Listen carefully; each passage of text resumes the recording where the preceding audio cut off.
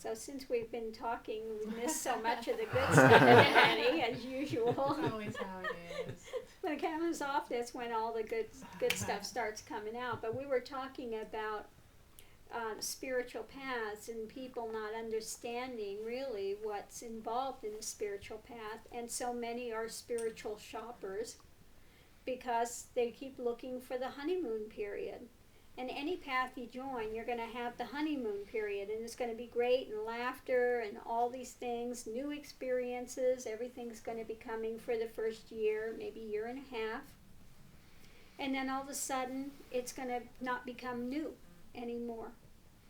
And then things are going to start wearing on you, and you begin to say, oh, I don't like the way this person is. So then the judgment begins and the buttons start getting pushed. But that's the time when the path was really beginning, and you get a chance to really look at what's under the surface, where your rough spots are, and to confront it. But most people at that point say, oh, the path is not fun anymore, and it should be fun and it should be blissful. Therefore, they go spiritual shopping, and they never get any depth. So you have to go beyond the honeymoon period. And when it starts to become hard, know that this is the chance you have now to start really going deeper into things. And if you look at the ones that went before, like Christ, like Buddha, it was not yuck 'em up all the time, okay? They had a tough time. Christ went out in the desert, and he had the temptations of the ego. Look at, all this stuff can be yours if you just bow down to me, just bow down to ego, it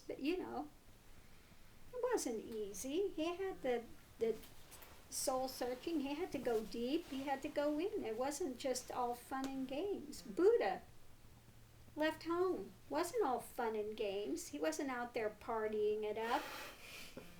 I know this is great and it's becoming hard now, so I'm going to look for a different guru because this is no fun anymore, No, he sat under the tree and said, I'm not moving until I get realization.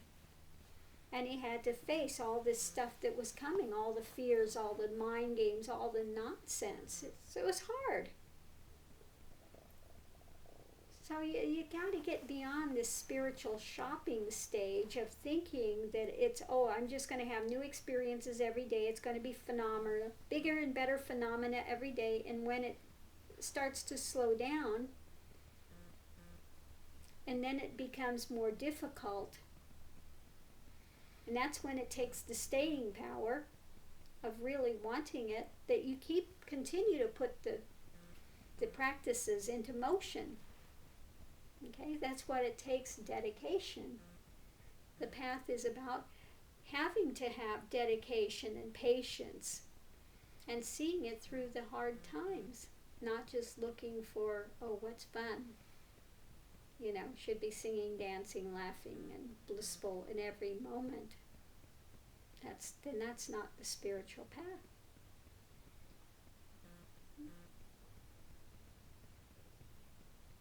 So would you like to add to that again? You were saying something before. I know, what was it? I forgot. I don't know.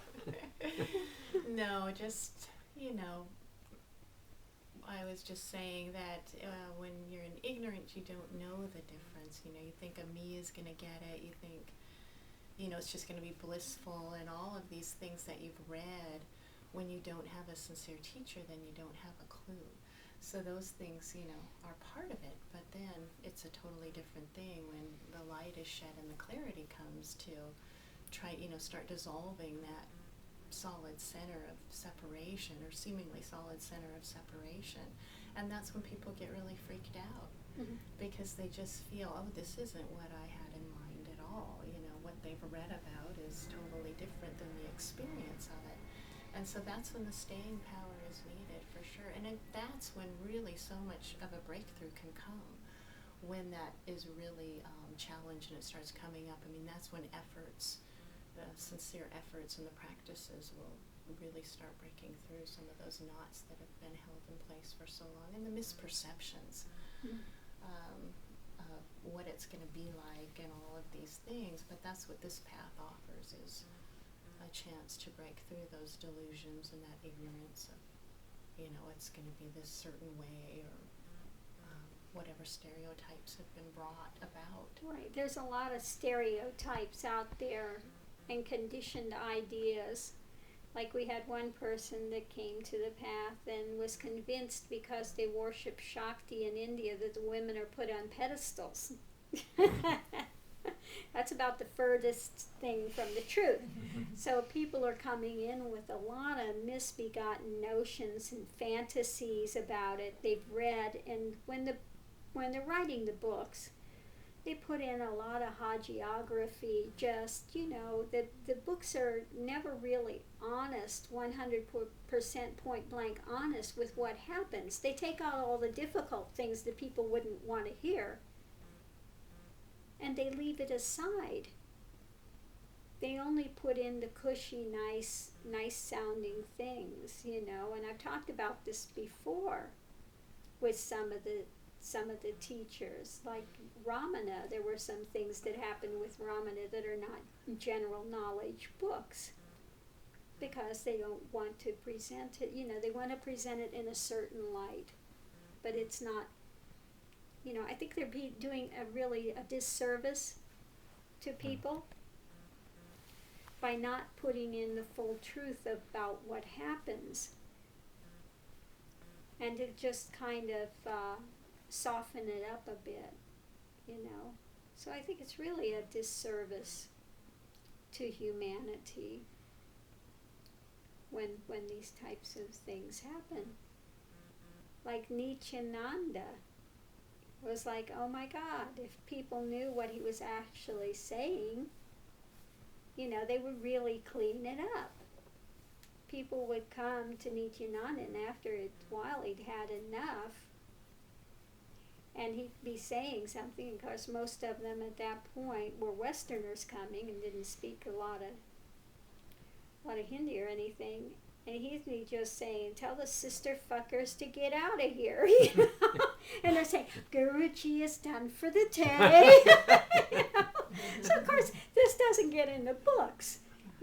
This stuff doesn't get in the books. But really, it's a lot more gritty than people think it is. It's a lot more to it than people think it is. And it's gurus traditionally are there working one-to-one, and they want to challenge, not make it cushy for ego. Like Paramahansa Yogananda was told by his guru that in the West, people aren't going to be able to hear the hard truth. You got to soften it up because their ego won't take it. So he had to make it all love, love, love, and present it more in the style of the churchiology, trying to reach those in the general populace. Okay? But gurus that are not there to deal with the general populace and just make it better in nominal life, that are there to get you to realization, are not going to make everything soothing for ego. Because ego has to be challenged, and you have to face what's coming up to find out that there's something beyond ego, prior to ego. And that doesn't happen when you keep solidifying ego and giving it a better platform. So the way of this path is every time we see ego getting a little bit settled where it's at, we pull the rug out from under it again. That's crazy wisdom. Don't give the ego a place to stand. Every time you see it's getting comfy, found a little niche, thinks it's, I've got a little niche now, you find out where that niche is, and again you pull the carpet out from under it. So ego has no place to stand, and it's going to be uncomfortable. Okay? But that's fine. You're not going to die from uncomfortable. Ego will get challenged.